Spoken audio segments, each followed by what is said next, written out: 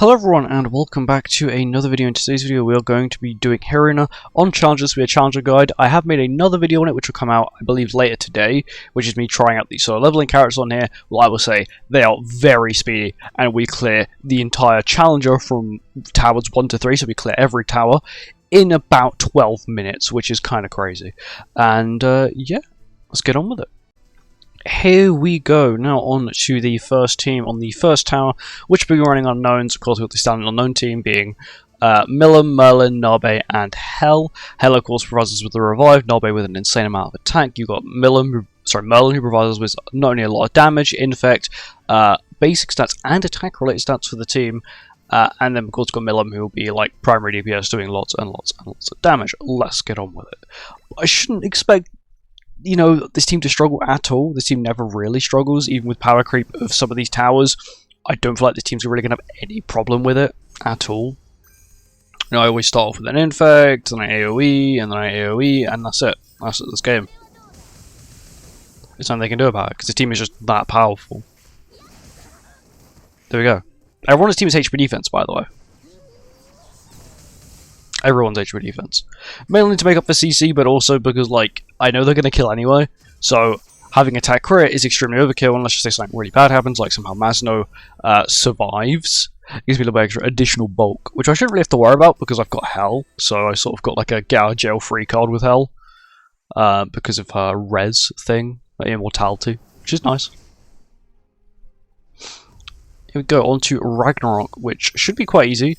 Brynhold's a little bit scary, but nothing's extremely scary, really. We've only got one debuff that we're applying. That is red. Of course, we do have the 2 grey debuffs. Okay, we just absolutely nuked it. I guess Merlin hit damage cap, which I was not expecting her to hit.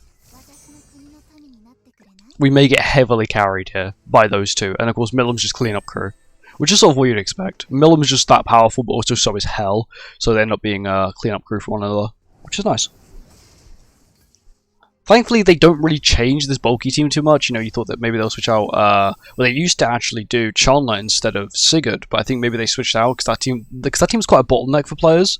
If players didn't have the damage and the survivability to really survive this team, they would actually struggle. I don't blame them because it was a really, really, really horrendous team to verse. There we go, and now they all die.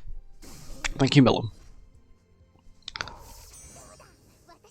Once again, it's not a stress with this team. It's pretty easy. And these two teams are extremely easy. Even if Mazo does survive with buff, we have nothing to worry about, because once again we've got Hel's passive, and it is the final team as well. So it doesn't really matter. There we go. Let's see how this goes. We start with the Merlin AoE to get the infect off, just because getting the infect off is actually quite nice. Doesn't actually affect anyone, no one gets additional damage if the enemies are debuffed. It's just quite nice. And there you go. Another person alive is Agotha, who's not really going to survive against Milim. There we go. 604,000 damage. Pretty easy. And now on to... I think this is the final one. Yes, the final one. Here we go. With Masno. Should be quite easy. Once again, hopefully we can break the Masno shield with the infect. I doubt it, but it is a possibility we can. So I'll infect, and then the standard setup. It's one of these sort of super easy teams. Oh, we don't. Okay. Hel's probably going to break it. She does. Quite nicely. Oh, Arthur survived. And now he's dead. There we go. And that's the first tower done. Once again, it is super easy with a team like this. You don't really struggle too much. Only because this team is meant for pure DPS. Not only do you have these, this insane team of 3 DPSs, you also got 3 support characters as well. Merlin plays support, Hel plays support, and Nabe also plays support as well, which is quite nice. And now on to the second tower. And now on to the second tower, which is actually the hardest tower on this entire, challenger difficulty, solely because of one team. It's got Masno on it, and it's got Ella Brynhild, and Nauseans, and the Ultimate One. And the team is so bulky that no other team, fairies can't get through it, goddesses can't get through it, at least my goddess team, because of course I don't have Red Sorrel, and I don't have the new Tristan, so my goddess team is pretty useless. But yeah, I resorted to going back to humans, so we've got HP defense on everyone. Card set will need to change, so we'll go to this one, and then we'll go to a 3% attack boost per human or unknown, so I can say 12% attack, which is quite nice. And yeah, let's get on with it. Hopefully this team doesn't also disappoint me, because I will rip my own hair out. Because I've tried so many teams, and they're okay with every other one. It's just that one team they can't get through. Because either, you know, the game keeps pulling cleanse skills with Nauseans, or you're continuously getting, the enemy's continuously pulling Escanor cards, in which then he just nukes your team, because there's nothing you can do about it, because they're all 6/6. There's literally nothing you can do about it, but this team's really good. It's got Infect, it's got insane damage, there we go. It's just sad that unfortunately you can't. I don't feel like you can. Maybe you can switch out Brynhild for LR Barn and then run like a Brynhild team, maybe. But that's the only thing I can see it's somewhat possible. But still, I don't know what team you'd run with Brynhild. I guess Nauseans, maybe Nauseans, Mazano, Nalfmi. You Nalfmi stance. I think it's double Brynhild. I don't know what you'd do after that, really. This team, which we'll just do this, should hopefully wipe. To go, you'll see another stack of Char's passive, which is another set of base stats for the whole team. And we nuke him. Good.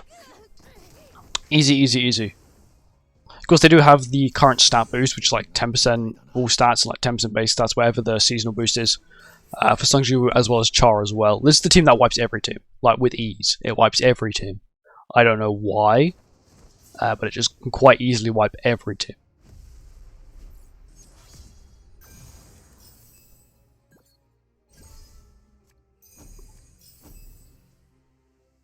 I'm hoping this should kill, as long as it doesn't trigger the effect, which it's now going to, lovely. Oh my god, thank us we did not trigger the revive on Escanor. I would have freaked out if we did. Honestly, I would have flipped. Because in testing, when I tested this team, they didn't trigger. They either killed Mazno or did not trigger the effect. There we go. Mazno's not doing too much damage as well. That is a-okay, because Brynhild's going to heal a lot. Escanor died to DOT, which now we have this debuff, which means if I don't kill it by the end of this turn, I lose a lot of health. Thank you, Brynhild. Honestly, thank you. This team is such a pain. I don't know. I don't understand what testing. My guess is they probably use this team. The team I'm using. There's no way they used any other team, or probably a Wailed Out Goddess team, to test these teams. So my guess is they probably used to test these teams before they put them into Arena, especially the like 340Ks and lower. Because the one that's like 400,000 is just straight up the Guild War teams. They just copy and paste them into it. Everything, the same links, same gear, same everything. Thankfully, this team has no problem with any other team, because every other team could be quite easily dealt with. Like, you used Infect here, and then boom, you win. As long as you kill Milim, so Milim can't survive and get Dragon Rampage and stop like destroying your team, you're fine. There we go. This drops Merlin below 40%, and now Brynhild has the kill. Easy. Just that one stage. I was stuck on it for like half an hour trying out teams. Just couldn't get a team that could consistently beat it without getting insane RNG, or, you know, with like getting close, and all of a sudden Escanor pulls a million level 2 single target skills and you just can't win. Because they decide to give every single festival in this 6/6, which is just kind of a pain. I understand it's meant to like be a challenge, but realistically, not every player is going to have every character 6/6. And most of the time they have all the festivals or all like the collaboration characters 6/6. Yeah, not too bad this team. Chinook, and then last alive is, unfortunately, Estarossa, who then gets nuked. And that's it. That's floor 2 done. I know it seems so easy when you run a good team like this, but any other team just feels so sloppy and so horrendous, it just doesn't really seem worth it. And now on to the third and final floor. And now moving on to the final tower, where we will be using Sins. So we've got Queen Diane with HP defense, Middle is with attack crit, and then these two are also running HP defense as well. We're also running the Sins card set where we take 10% less damage. Everyone's a Sin, so we take 10% less damage, which is going to be kind of handy. So this team, it's got a slight problem. That is the Demon team, which is the reason why I picked this team against this tower, is because it is the first team. It's Demon team. So it still should be quite good though, as long as I don't misplay horrendously. So we start up with King of Diane, which will immediately remove the shield, which is quite nice. We then extort, but we don't play any skills because, once again, because of Esterosa's commandment, which is in play, we would then immediately losing that buff, that effect. So I keep the Extort here, which is basically only really going to be used to ensure that I think he can't break the shield. That's the reason why we're doing it, so he can't break the shield. There we go. Geldon might AoE here and might break the shield. She does barely break the shield on everyone, which is kind of irritating, but it's okay. They're still all extorted, which is really nice. I do also really badly want to kill Esterosa because he is my next threat. Next time he gets his buff, which is going to be really hard to deal with if he gets to keep it. There we go. And now we kill Esterosa as well, who's got Rotamiel. And now it's just these two left, who are both extorted and can't really do the most damage, which is quite nice. Sigurd is slightly scary though, I'm not going to lie. He's not doing too much, but he can. I've seen him do a lot of damage before. Thankfully he's extorted, so the extort is doing its job. And then we can sort of just lifesteal kill right now. And then boom, done. Easy. Easy, easy, easy.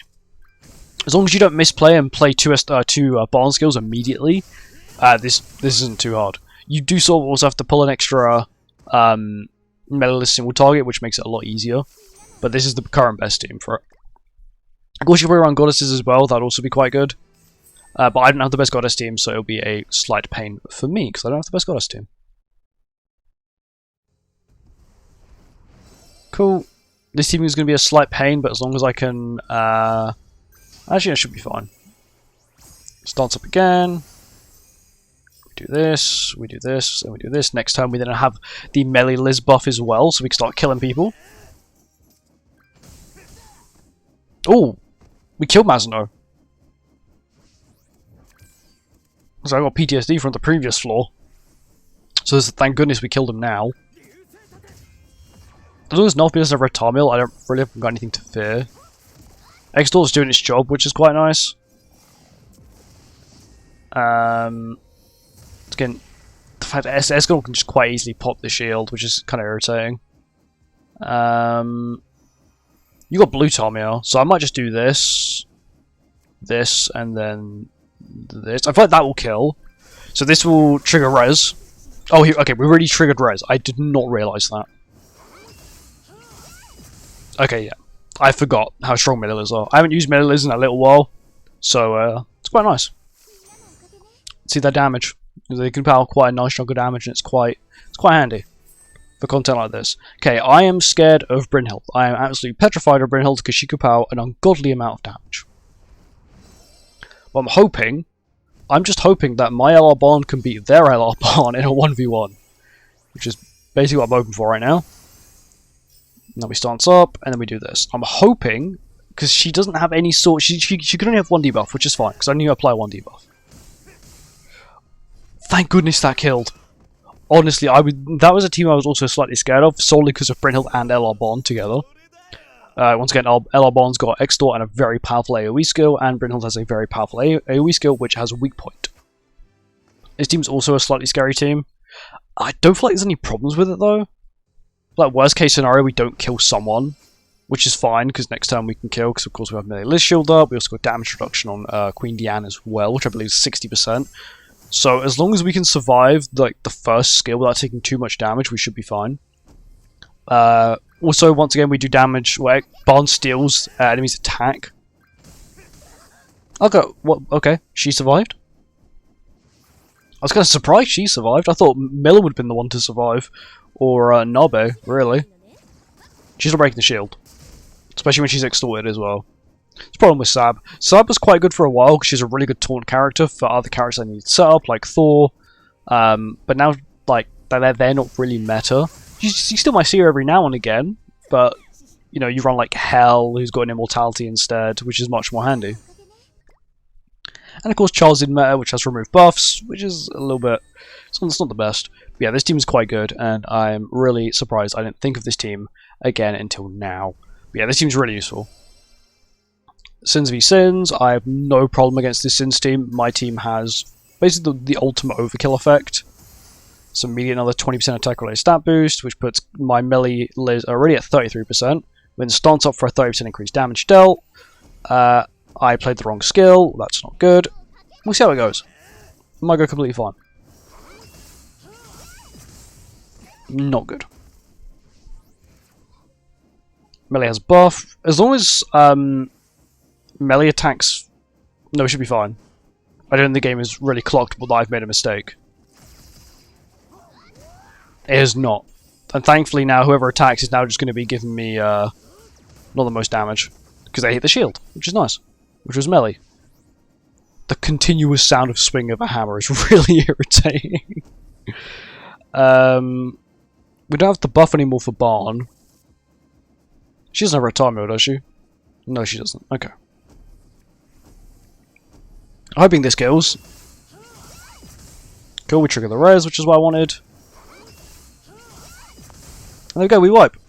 Not bad, even though I did misplay. If I wouldn't have misplayed, I played Barn's skill turn 1, we would have just completely nuked it. I killed my one skill, which is kind of nice, but it's a really good team. And yeah, thank you for watching, I hope you guys enjoyed, and I'll see you in the next one. Goodbye.